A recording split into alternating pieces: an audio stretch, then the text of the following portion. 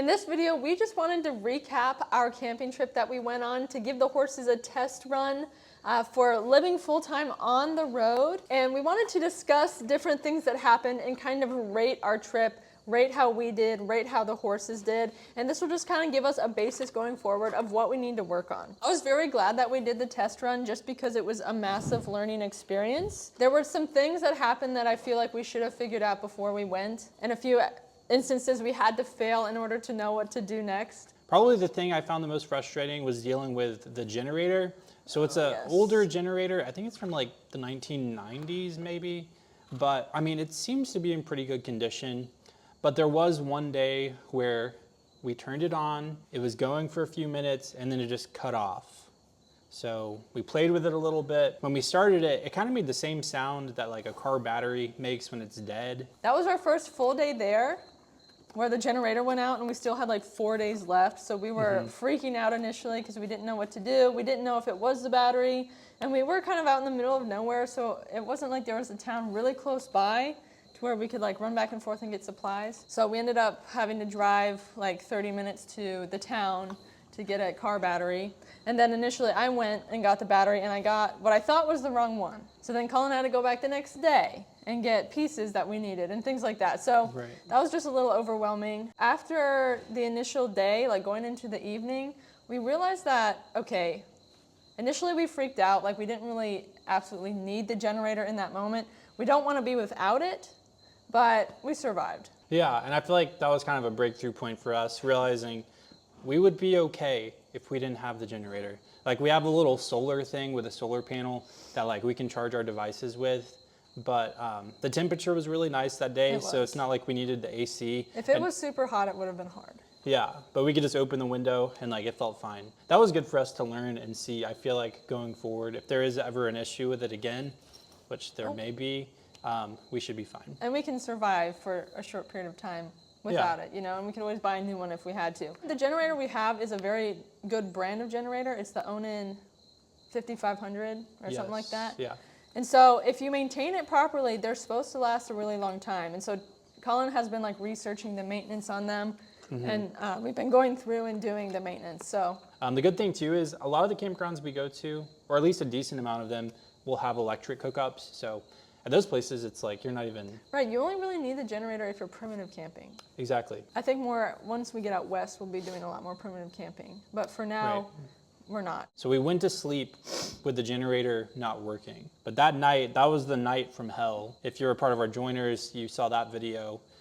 But that's the night the horses broke through the fences and like were very close to running through the outer perimeter fence. So that was like probably the roughest day for us. Like that day going like into that the night. Generator on top of the horse fence. Right. And then like being out in the middle of nowhere and not really knowing what to do. And like I had the thought of like, do we go home or do we stick it out? And to me it was really important that we stuck it out because we're going to be in instances where we can't go home and we're going to need to figure problems out. Looking back, I don't really think the horse situation was that bad. I think in the moment it was because like we were startled out of our sleep to the horses running and then Collin looking out the window and seeing them go through our fence. And so in the moment it was such a shock. But looking back, I'm like, okay, it wasn't that bad. Because like Tucker's not going to go through the fence. Ruach will, just because that's his personality. Like Ruach is a bull in a china shop. And what had happened is Tucker had gotten so excited about something that he had spurred on Ruach, and then Ruach got running around and Ruach ran through the middle partition of the fence. Right, which I think is different than what we said previously. Right, we thought Tucker had done it, but then in Collin thinking was like, back, no. I think it was Ruach, really. And luckily when we went out there to get them before they could go out the outer fence, like Tucker was to the outside, so he was along the fence line, and Tucker is very good with fencing and he will not cross it, like no matter how flimsy it is. And so there was an electric line like a foot off the ground that was keeping him in. And luckily Ruach was to the inside of the field, like next to Tucker. And so Ruach didn't really have the chance to get out. In the horse's defense, like I feel like any horse would have been freaking out that night. Like we went to bed, all was fine. We woke up, it was super windy, very eerie out. Down here in the valley, like the horses, it's summer, it's hot out. Up there, it was in the mountains and it felt like fall. And so I just think the change in that didn't help at all either. Like the first night, the horses did really well. We separated them because Tucker was kind of chasing Rock around and we didn't want it to keep going if we were asleep because we didn't know what was going to happen. So we separated them with a middle partition, and then that night was fine. Right. And then that second night is when all of this happened. For the rest of the time, I feel like we really caught our groove. So we had like 2 to 3 really good days. So I thought right now we would rate how everything went. I know in the comments a lot of people were concerned about Tucker. In reality, I don't think he did as bad as everyone thinks he did. I think they just see what happened from that one night and they think he was freaked out. I would give Tucker a 7. He was initially nervous, but overall, like, he settled in very quickly. Like, he got off the trailer, was immediately calm and settled. It was more so, he was calm, it was just things would set him off like they would normally. Like, horses out in the distance being let out in the field and running around. Like, that got his attention and got him a little nervous, or like a tractor off in the distance. And so it was more like that, like normal horse behavior. I would have liked to see him lay down to sleep, but mind you, I don't even see him lay down a whole lot to sleep anyway. I think he's very private about that. But yes, I think if I were to see him lay down to sleep, that would have made me feel a lot better. I see Tucker as kind of perfect. And so this was an opportunity for me to see that, okay, he does have a little bit to work on, just for the fact that it disrupted my sleep. Because I normally sleep with like earplugs, so I wasn't sleeping with earplugs. I could hear them eating all night. I could hear anytime Tucker was kind of worked up and moving around. For that, I give him a 6. Just because. But he did so good. I know, but that's just how I feel. Like, if you think, the campground was like a city. There were so many people there. Like, cars whizzing by, like when we would take the horses out. And Collin handled Tucker during all of that, and he did great. During the day, he was perfect and awesome. And most of the night, mind you. Yeah, it was only like legit just one time at night. Yeah, it was 1 a.m. he would start around getting a 1 little a.m., worked yeah. up. Like, when we first started taking him places just to go out and trail ride, he was extremely nervous, but then over time, like, he's gotten really comfortable with it, and now you can take him anywhere, and he will be great getting off the trailer, going out to ride. Yeah. So now it's just, like, moving on to the next step with that, to where it's, like, staying in a certain place for multiple days. So we're just progressing down that line. In order to grow, whether you're a human or a horse, you have to be taken out of your comfort zone a little bit. And so I just think that's what's happening with Tucker here. He just has to adapt. I feel like to do anything meaningful in life, you've got to get out of your comfort zone and like take calculated risk, which that's what a lot of this is. Like, we know these horses and like what they're capable of. And if I didn't think he could do it, we wouldn't be doing this trip. That's right. And what I was telling Carmela too is like the horses are really setting the pace for this trip as far as how fast we go between destinations. Like, if the horses need something, we're completely able to cater to it, because we have a really rough itinerary. We don't have anywhere we're trying to be exactly right away. All right, so now we're gonna rate Ruach. Ruach, in my opinion, I give him like a 9. I would give him a 9 too. He did really, really well. Especially being like a 2-year-old, never having gone anywhere. Yeah. The first time. He was like the same, he was the exact same the whole time. Or like, as soon as he got off the trailer, same. His only issues were just like his baby issues, where like he's still a little pushy, still learning boundaries. So like when you're leading him and stuff, you just have to be more careful that he doesn't like step on you. As far as like being comfortable at the campground, he would sleep the whole night. Yeah. Because I sat out there one night, like the whole night, and he was like laying flat on the ground the entire night. And then he did a lot of new things for him. Like, he went on his first trail ride, like off the property where I was ponying him. He went through like this barnyard where they had all these trail horses out and a bunch of animals, and it didn't even faze him. And him being as young as he is, like doing this for the next year or however long, he's gonna be so good. Oh yeah. We're now gonna rate ourselves, so how we handled all the situations. I guess we can start with me. I would give myself, are we counting the trailer drive over there? Yeah. I would give myself an 8. What would you give me? I give you a 9. You give me a 9? Okay. Yeah. The reason, like, I feel like I did really good at the campground and solving problems and setting things up and making sure things were done and, like, cooking our dinner and everything. Right. Taking care of the horses, because that was actually a really big chore that well, taking care of horses in general is a big chore, but just, like, the amount of care and attention they needed every day, especially just making sure they settled in. My downfall was getting there. The drive there was really nice, and mind you, this is like my first outing with the massive horse trailer. We hit a few obstacles that were really nerve-wracking And I'll take like a little blame for this one because I was the navigator while she was driving with the GPS. But we missed a turn pretty close to the campground. We missed a turn, which means we had to take like a little detour.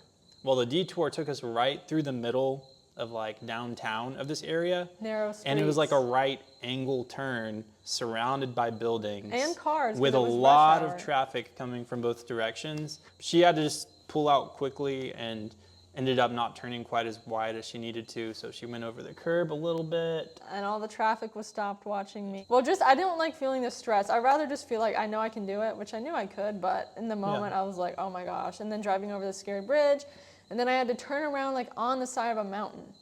Right. Which you weren't there for that. That was scary. All I know is there were sticks in the back of the truck when she came back from that. And driving over that scary bridge, I'll put some footage on the screen so you can see what it was. That was pretty terrifying. It was like our trailer wheels were on either side of the bridge, but someone had told us to go across it. I know, one of the employees, which we'll get into rating the campground later, but they told us that it would be fine. Yeah, just drive across it. No. I would not recommend that. All right, how did I do? I would give you a 9. That's a different number than she gave me the other day. What, did I give you a 7 before? I think you gave me like an 8 or 7. Oh, I'll give you a 9, because he was troubleshooting a lot of the trip, like trying to figure out the generator, trying to figure out the propane. And then of course, like this trip definitely felt like it was about me. Like Collin was just doing everything with the horses, and like I just wanted him to have free time, but I don't really think he got free time. I got a little bit. Well, you got to ride your bike around. But he did really well.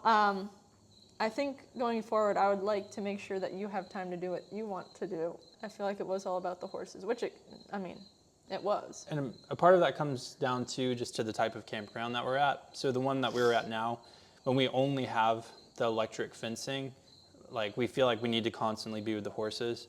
When we're at somewhere that has like a paddock, we can put them in. Or if it's more of a private campground where you can like leave the horses and they'll be okay and no one can come in there and just take them. That's more so my fear. Like, because with public campgrounds, you have to be a little bit more careful who's coming in. Yeah. But on private campgrounds where it's private land, there's a little bit more security. Okay, time to rate the campground. So we went to Graves Mountain, which is in Virginia. It's in Madison County, I guess, right at the foot of Graves Mountain. A massive facility. Like, I think it's 1,000 acres, so a bunch of different trails. They have a riding stable, they have a lodge, they have a swimming pool, bathhouses, things like that. Primitive camping, we did primitive camping. Right. And so we're going to take time to talk about the campground in case anyone's interested in going there. So my rating for the campground is a 6. I would probably give it a 6 too. 6 or 7. What I told Carmela, it's like it had all of the ingredients for like a perfect campground. They didn't come together to make the perfect campground. Right. The things I liked about it is it was a very chill environment. Like, we weren't being micromanaged, which I liked. Yeah. It was primitive camping, so we had our electric fence up. They did have a barn, stables for people who wanted to put their horses in stalls, and you could pay extra for that. But otherwise, like, people weren't telling us what to do, getting in our space. It was like a town. Like, they had a store you could go to, so you could easily access things like that. They had bathhouses, which was nice because you're primitive camping. And so instead of using our bathroom in the trailer, we used the bathhouses and the bathrooms that they had. For me personally, I think things could have been better marked. Like, there was a map, but even the map was confusing. The trails weren't really marked. And I didn't see like any trailhead markers saying like this is the start of a trail or anything. Like, you'd see just little paths going off in the woods, and you wouldn't know, okay, is this a trail or is this leading up to a cabin? It seemed like some of the staff didn't know too much about the campground. So I don't know if they're like summer staff or volunteers or anything, but like I would ask where the bathhouse was, and they told me it was all the way down near the store, when in reality it was like 100 feet away. And then they told us to cross that bridge, where I'm like, I don't think a horse trailer should be going across that bridge. Some of the staff were really nice, like the people at the horse barn that I would run into when I'd go over there to trail ride. They were super friendly and very helpful. And two, they had a really big conference going on at the campground with like a ton of people. Oh, yes. So like when I went up to check us in, there were tons of people in there. There's like a table with name tags. Maybe they were just distracted by all of that going on. I didn't feel entirely welcomed per se. But otherwise, like, it was a beautiful place. It was right at the foot of the mountain. They had an apple orchard that we rode through. For our first time camping, we may have made the wrong decision just because we were primitive camping, which I think that was probably the biggest factor. I think if we would have picked a place where we had hookups, the horses maybe had their own paddock, I feel like that would have been a better first experience. Yeah, agreed. So if the horses can deal with what they just dealt with, I feel like any other campground would be like, oh, this is easy. Which honestly, that makes it a good test run, because I feel like we learned a lot more there than we would have maybe somewhere else. Definitely. Let's talk about adjustments now, what we want to change going forward based off of how the horses responded, how we responded, like what do we need to do going forward.